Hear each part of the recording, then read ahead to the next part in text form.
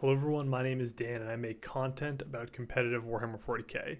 Today we're going to be doing a terrain guide. Specifically, we're going to be talking about the different tags or rules that terrain can have, some common pieces of terrain and all the tags they have. We're going to go over how I define area terrain and go over some different ways people do. And finally, we'll look at some example tournament terrain. The first tag we're going to go over is defensible.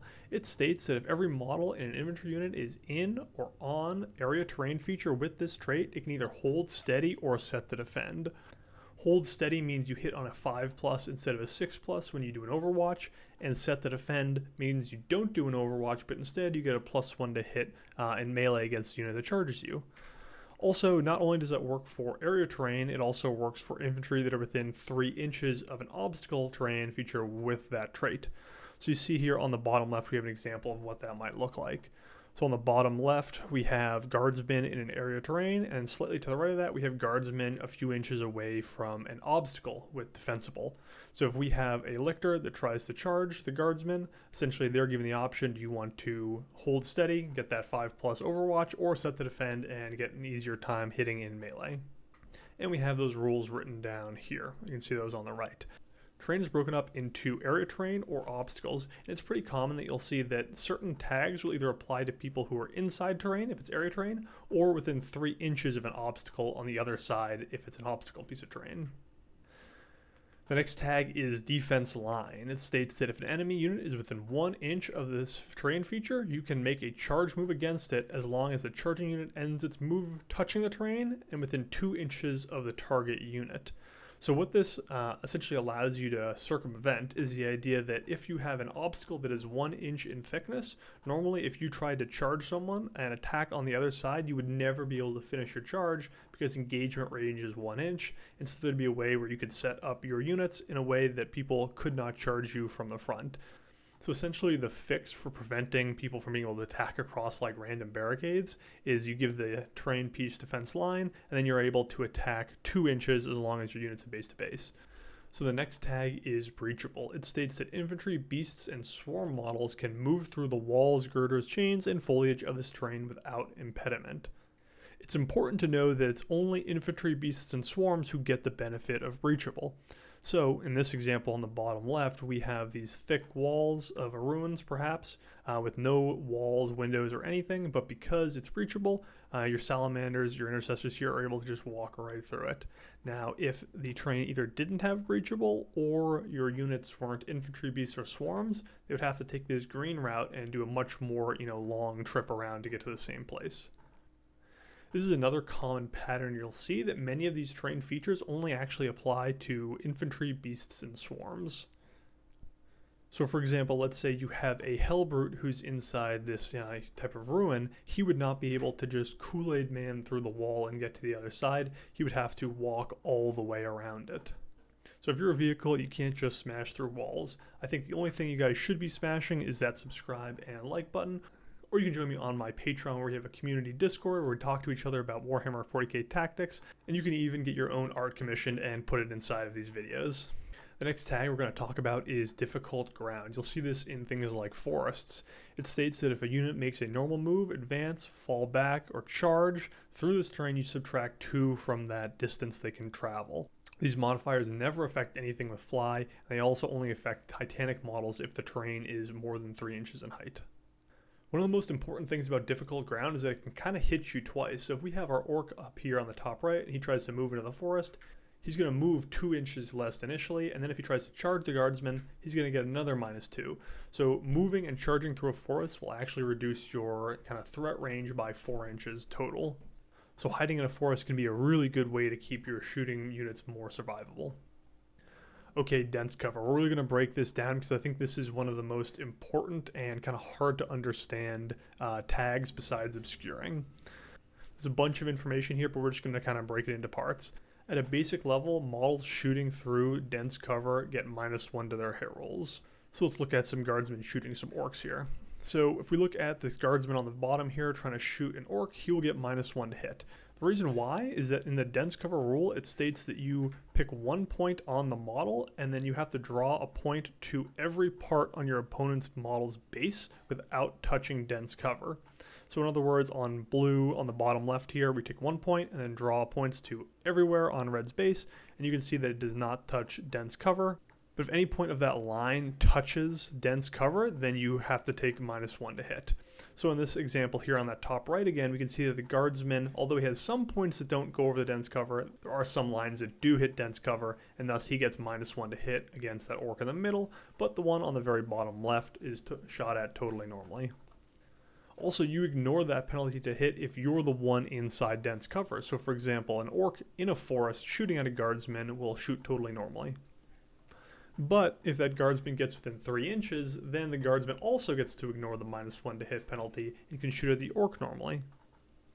Another caveat is that dense cover doesn't apply when shooting at aircraft or shooting at models that have over 18 wounds. So in other words, a guardsman can shoot a knight on the other side of a forest with no penalty, but the same knight would get a -1 to hit if shooting the same guardsman.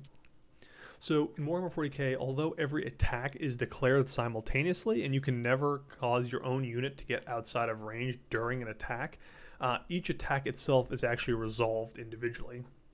Now normally this isn't a big deal because if they all hit on the same value, wound on the same value, and have the same armor save, then you can just roll them all together.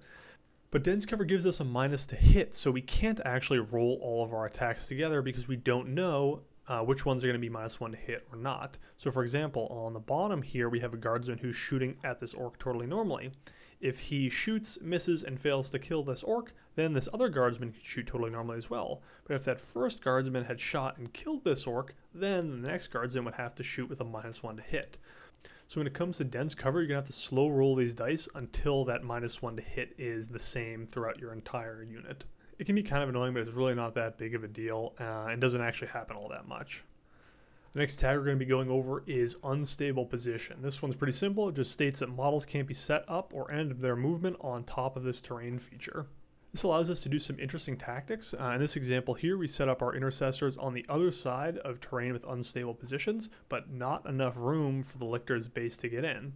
The lictor is not able to end on top of the terrain, and there's also no room for it to put its base down between the terrain and the intercessors, therefore cannot charge across the terrain and has to take a much more circuitous route and charge to the sides. Next tag is exposed position. This is also pretty simple and just states that models can't receive the benefit of cover while they're on top of the terrain feature. So the guardsman doing a little dance on top of this terrain feature gets no cover, whereas the intercessor behind does. Alright, the next tag we're going to be talking about is obscuring. This is the most complicated one, and the one that people mess up the most. So we're really going to dive down deep into this one. So it states that if this terrain feature is at least 5 inches in height, then models cannot see through or over this terrain. This means that one model is not visible to another model if you cannot draw a line 1 millimeter in thickness between them without it passing over or through any part of this terrain feature. The height is measured based on the highest point of this terrain feature. So this is actually different than the way that dense cover is defined. And so it's important that we make that distinction. With dense cover, if you were able to draw a line between two models through dense cover at all, then you got the -1 to hit. It's actually kind of the opposite with obscuring, where as long as you're able to draw a line that doesn't go over the obscuring, you are allowed to shoot.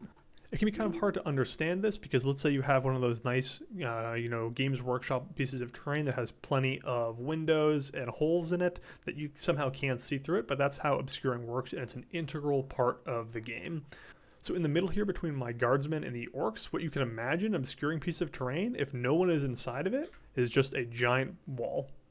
So it becomes pretty clear why the two guardsmen on the top can't shoot the orc, but the guardsmen on the bottom can shoot the orc, because although a little bit of a line crosses the terrain, there's also another line that does not cross the terrain, so the orc is not obscured from the guardsmen.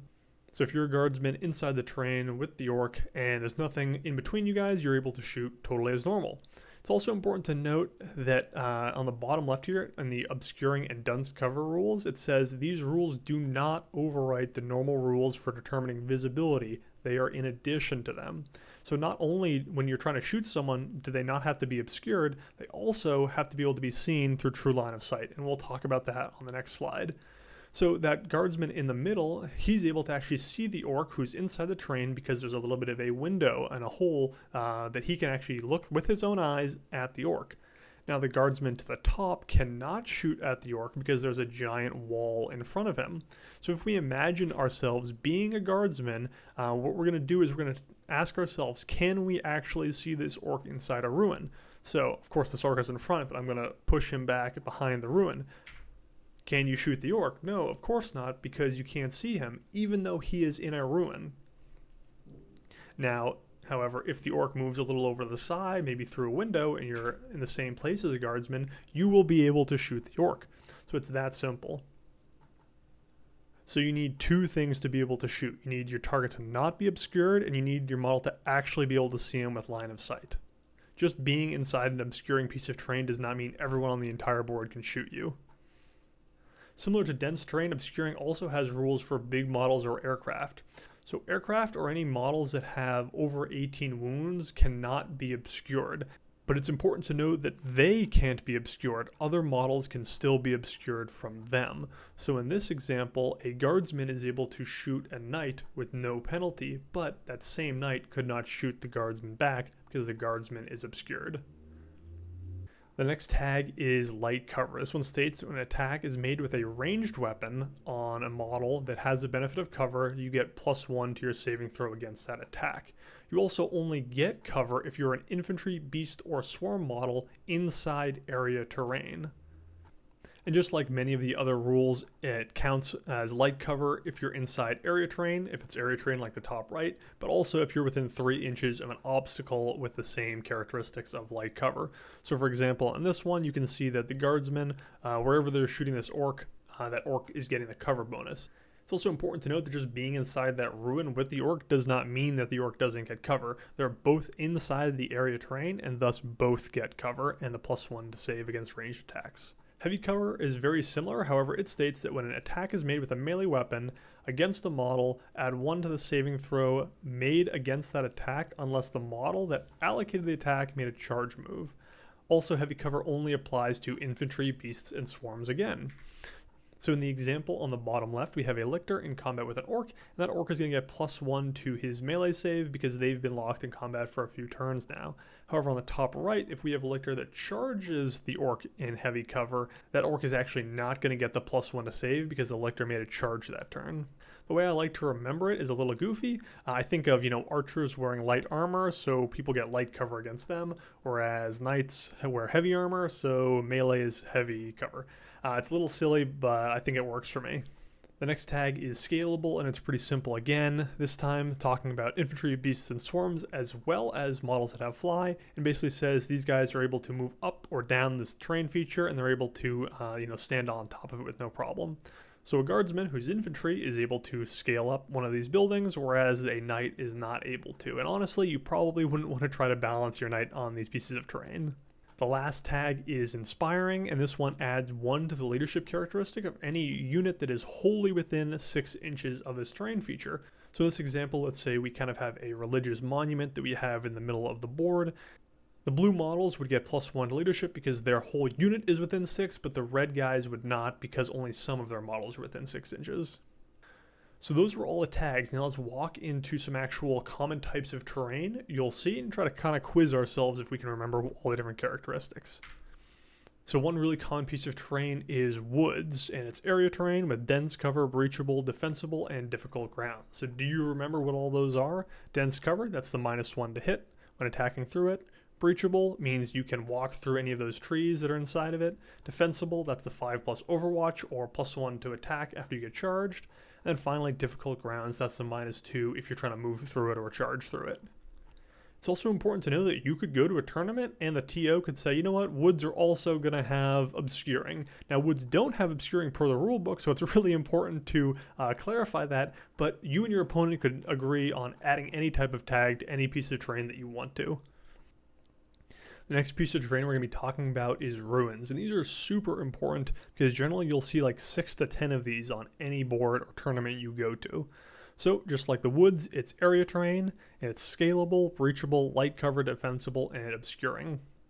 So scalable, that means infantry, beasts, models of fly, you know the deal. Swarms are able to move up and down the building if they want to. It's breachable, so they can move through the walls. Light cover, that's +1 to range attacks. Defensible, same 5 plus Overwatch or +1 to hit in melee when you get charged.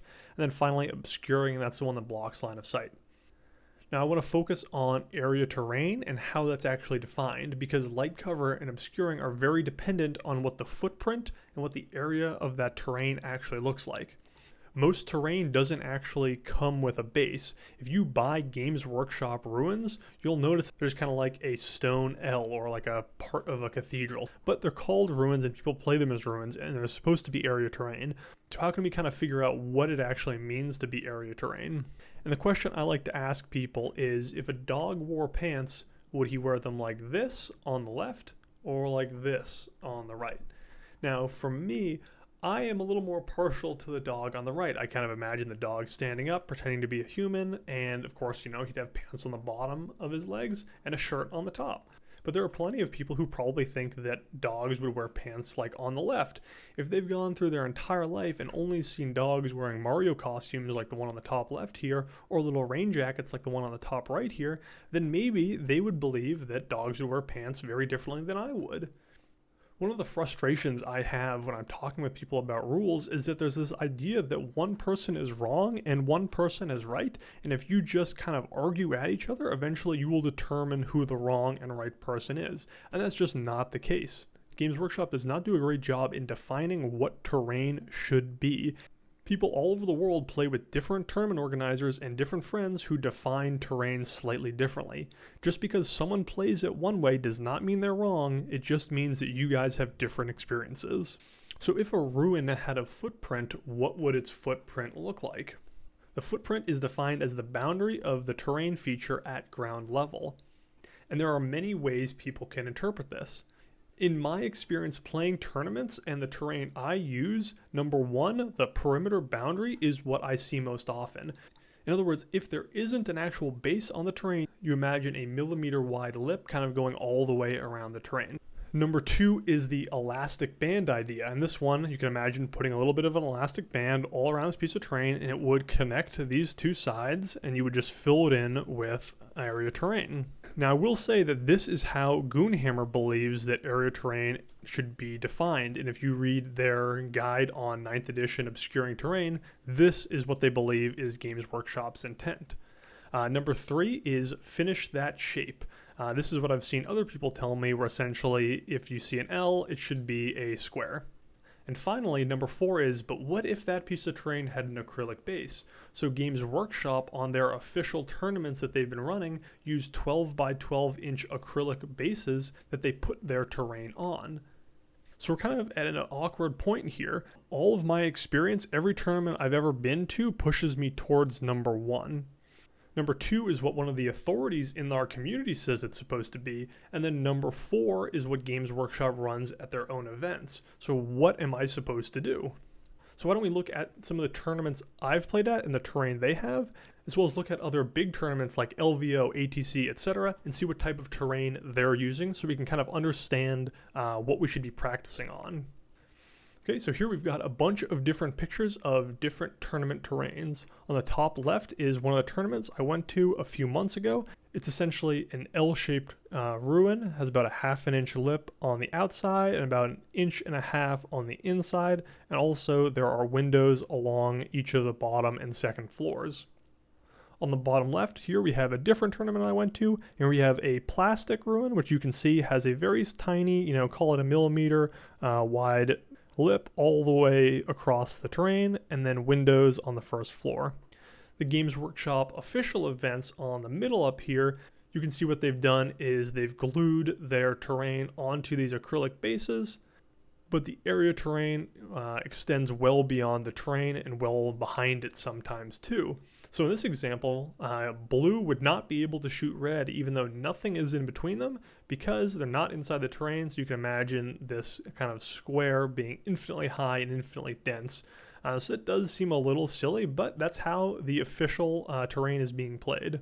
On the top right here, we have terrain from LVO. So once more, you have a ruin with a pretty wide base that goes all the way around it.